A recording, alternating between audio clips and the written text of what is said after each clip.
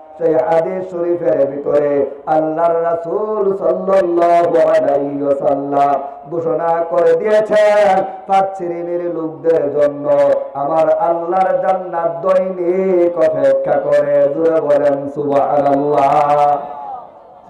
একটু বাতাসটা দেওয়ার ব্যবস্থা করুন।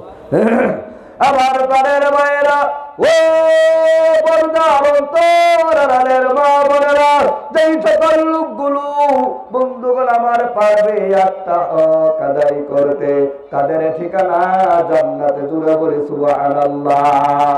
আমার প্রাণের ভাইয়েরা, আমার আল্লাহ পাক হক সংক্রান্ত ব্যাপারে আলোচনা করার আগে তাওহীদের আলোচনা করেছেন।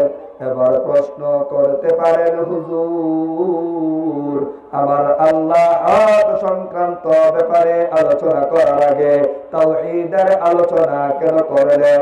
আমার প্রাণের ভাইয়েরা, সেই কেনর জবাব হলো এই, আর্মি দিয়া, পুলিশ দিয়া, বিডিআর দিয়া, রেব দিয়া ঘুষ খাওয়া বন্ধ করা যায় না। আর্মি দিয়া, পুলিশ দিয়া, বিডিআর দিয়া, রেব দিয়া সুদে টাকা লাগানো বন্ধ করা যায় না। আর্মি দিয়া, পুলিশ দিয়া, বিডিআর দিয়া, রেব দিয়া যুবকদেরকে আব্বা ট্যাবলেট খাওয়ানো থেকে ফিরানো যায় না। দূরে দূরে কম ঠিক কিনা? আমার প্রাণের মায়েরা, ও পর্দার অন্তরালের মা বোনেরা, তাই তো আল্লাহ পাক আয়াতের শুরুতে হক সংক্রান্ত ব্যাপারে আলোচনা করেছেন। আমার বন্ধুগণ তাওহীদ নিয়ে আলোচনা করেছেন। বন্ধুগণ আমার হক সংক্রান্ত ব্যাপারে আলোচনা করার আগে তাওহীদের আলোচনা করেছেন। তাওহীদ অর্থ হলো একাত্মবাদে বিশ্বাসী, এক আল্লাহকে বিশ্বাস করে যারা, জাহান্নামকে ভয় করে তারা, জাহান্নামকে ভয় করে যারা কোনদিন সুদে টাকা লাগাইতে পারে না তারা। দূরে দূরে কোন ঠিক কিনা? আমার বন্ধুগণ, জাহান্নামকে ভয় করে যারা, আল্লাহকে ভয় করে যারা, এই সকল যুবকগুলো কোনদিন নেশার জগতে জড়াইতে পারে না তারা। আমার বন্ধুগণ, সারা পৃথিবীতে একটা নেশা যুবক সন্তানগুলোকে মরণ কামড় দিয়েছে। সেই নেশার নাম হলো বাবা ট্যাবলেট। কিতা ট্যাবলেট? কি ট্যাবলেট? আমার বন্ধুগণ, এই বাবা ট্যাবলেট খাওয়ান না যুবক গুরু বাংলার জমিনে আছে না নাই? ও মুসলমান, অনেক সময় দেখা যায় অনেক সন্তানদের বাবারা আসিয়া আমাদের কাছে দোয়া করে, হুজুর হুজুর দোয়া করেন, আপনাদের কাছে দোয়া চাই। কেন দোয়া করব? বলে, হুজুর আমার সন্তানটা মরণ কামড় নেশার পিছনে চলে গেছে। সেই নেশার নাম হলো বাবা ট্যাবলেট। কি ট্যাবলেট? আমার প্রাণের মায়েরা, বিজ্ঞান প্রমাণ করে দিয়েছে বাবা ট্যাবলেট খাই যারা শেষ বয়সে পাগল হবে তারা। দূরে দূরে কম ঠিক কিনা?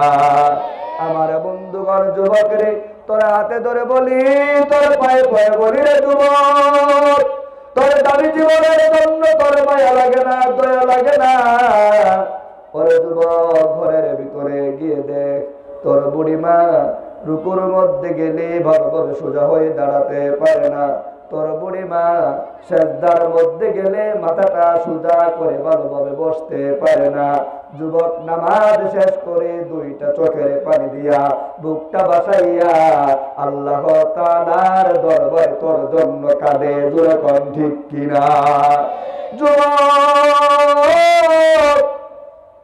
তোর দাবি জীবনের জন্য তোর মায়া লাগে না, দয়া লাগে না? তোর মা দুঃখিনী তোর জন্য কাঁদে। ও যুবক, ডাক দিয়া কয়, আল্লাহ আমার সন্তানটা নেশার সাথে জড়াইয়া গেছে, আল্লাহ আমার সন্তানটাকে ভালো দিকে ডাইভেট করে দাও। যুবক, তোর দাবি জীবনের জন্য তোর মায়া লাগে না, দয়া লাগে না? মসজিদের ভিতরে ইমাম সাহেবের কাছে খবর নিয়ে দেখ, তোর বুড়া বাবা ভালোভাবে হাঁটাচলা করতে পারে না, তোর কারণে মসজিদের মধ্যে সবার আগে চলে যায়, আবার তোর কারণে মসজিদ থেকে সবার পরে বের হয়। সব মুসল্লিদের নামাজ শেষ, তোর বাবার নামাজ শেষ হয় না। যুবক, তোর বুড়া বাবা সেজদার মধ্যে গিয়া চোখের পানি দিয়া সেজদার জায়গাটা ভাসিয়ে দেই, ভিজিয়ে দেয়। ডাক দিয়ে বলে, আল্লাহ আমার সোনার চাঁদ কলিজার টুকরাকে ভালো দিকে ডাইভেট করে দাও। পরে যুবক, তোর দামি জীবনের জন্য তোর মায়া লাগে না? যুবকেরই তোর জীবনের বড় মূল্য, এই জমিনেও তোর দাম আছে, হাসরের দিনে কঠিন ময়দানেও তোর জীবনের মূল্য আছে। দূরে দূরে কম ঠিক কিনা? কারণ আল্লাহর রাসূল সাল্লাল্লাহু আলাইহি ওয়াসাল্লাম ঘোষণা করে দিয়েছেন, হাসরের দিনে কঠিন ময়দানে যেই দিন আল্লাহ তাআলা আরশের ছায়া ব্যতীত কোনো ছায়া থাকবে না, ওই কঠিন দিনে 7 শ্রেণীর লোক আল্লাহ তাআলার আরশের ছায়ার নিচে জায়গা পেয়ে যাবে। এর মধ্যে 1 শ্রেণীর লোক হলো যৌবন কালটা যারা আল্লাহর রাস্তায় কাটাইছে। দূরে দূরে কম ঠিক কিনা? আমগর দেশের যুবকেরা ভালো কাজ করতে চাই না, আমাদের দেশের কিছু যুবক খেলার পিছনে সময় নষ্ট করতেছে। আমার প্রাণের ভাইয়েরা, আমাদের দেশের কিছু যুবক জুয়ার পিছনে সময় নষ্ট করতেছে। আমাদের দেশের কিছু যুবক বন্ধুগণ আমার মোবাইলের পিছনে ইন্টারনেটের মাধ্যমে সময় নষ্ট করতেছে। দূরে দূরে কম ঠিক কিনা? আমগর দেশের এমন কিছু যুবক আছে না নাই? আমার প্রাণের ভাইয়েরা, আইপিএল নিয়া, বিপিএল নিয়া রবার রবারে জুয়া ধরে, টিমে টিমে জুয়া ধরে, রানে রানে জুয়া ধরে, মেনে মেনে জুয়া ধরে, দেশে দেশে জুয়া ধরে। এমন কিছু জুয়া খেলো না যুবক বাংলাদেশে আসেনিও? আপনাদের এলাকার মধ্যে মনে হয় নাই? আহারে, আইপিএল এ বিপিএল এ আমাদের দেশের যুব সমাজগুলোকে একবারে ধ্বংসের দিকে ঠেলে দিচ্ছে। আমি দোয়া করি, আল্লাহ আমাদের দেশের যুবক ভাইগুলোকে তুমি আল্লাহ হেফাজত করো। সকলে জুড়ে বলি ব্যাপারটা কি? গাজীপুরের মানুষ তো এমন আওয়াজ দেওয়ার কথা না। আর আসলে আমার মনে হয় আপনার বাড়িটা কোনো গাজীপুর না, হয়তো একটু দূরে সুরে হবে। গাজীপুরের সব মানুষ এমন আওয়াজ দেয় না, একটু ডিজিটাল আওয়াজ দিবেন না। আপনারা সিটির লোক, সিটির লোকের শরীরের মধ্যে আলাদা একটা এনার্জি থাকার কথা, আপনারা এমন আওয়াজ দিবেন কেন? মরা মরা আওয়াজ। আমার প্রাণের ভাইয়েরা, আমি যে কথাটা বলতেছিলাম যে আমাদের দেশের কিছু যুবক আইপিএল বিপিএল টাচ মোবাইলের পিছনে পাগল হয়ে গেছে, এমন যুবক আছে না নাই? আমার প্রাণের ভাইয়েরা, খেয়াল করে দেখেন, এমন বহু যুবক পাইবে যেই সকল যুবকগুলো লেখাপড়ার পিছনে সময় দেয় না, বইয়ের সাথে তার সম্পর্ক নাই, খাতার সাথে সম্পর্ক নাই, কলমের সাথে তার সম্পর্ক নাই, সম্পর্ক মোবাইলের সাথে। আমার বন্ধুগণ, একটা মোবাইল বের হয়েছে যে আগে কোটি মোবাইল আসিল, এটাই ভালো আসিল। এখন টাচ মোবাইল বের হওয়ার পরে প্রত্যেকটা যুবকদের হাতের মধ্যে টাচ মোবাইল।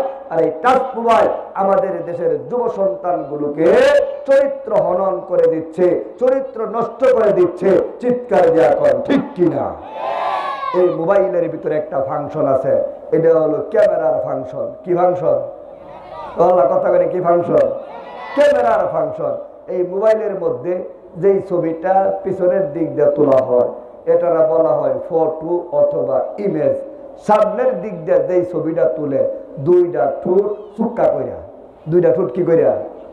চুক্কা কইরা, দুইটা চক্ষু গর্তের ভিতরে নিয়া শরীরটারে আঁকা করে, শরীরটারে বাঁকা করে, মাথার চুল উঁচা করে, মাথার চুল নিচা করে যেই ছবিটা তুলে, এই ছবিটার নাম দিছে সেলফি। কিফি? কথা বলে নাম কি দিছে? সেলফি। এই ছবিটা ভাইসা মোবাইলের মাধ্যমে পোস্ট করে দেয় ফেসবুকের প্রোফাইলের মধ্যে, নাম দিছে তার হিরো। নাম কি দিছে? ছবিটা পোস্ট করে দেওয়ার পর লিখে দেয়, লাইক দেন, কমেন্ট করেন, শেয়ার করেন, প্রোফাইলের মধ্যে নাম দিছে হিরো। আমার বন্ধুগণ, ছবিটা যে দেখে সেই বলে, ব্যাপারটা কি রে, এটা কেনা, এই ছেলেটা কে? বলে এটা ছিল না, এটা আব্দুল আলীর ছেলে আব্দুল বাতেন। কেনা মনে করেন আব্দুল আলীর ছেলে আব্দুল বাতেন। ছবিটা দেখার পরে মনে হয় যেন সমস্ত বাংলাদেশের সমস্ত ফুঙ্গদের সভাপতি। দূরে দূরে করেন ঠিক কিনা? ছবিটা দেখার পরে মনে হয় যেন সকল ফুঙ্গদের সভাপতি, প্রতিবন্ধীদের সভাপতি। আরে হ্যাঁ, এমন আছেন না, এমন হইল কেমনে? এটা বুঝতা না, এটা সেলফিতে তুলছে, এর লাগে আঁকা হয়ে বা কয়ে দেরি হয়ে গেছে। জোরে জোরে করেন ঠিক।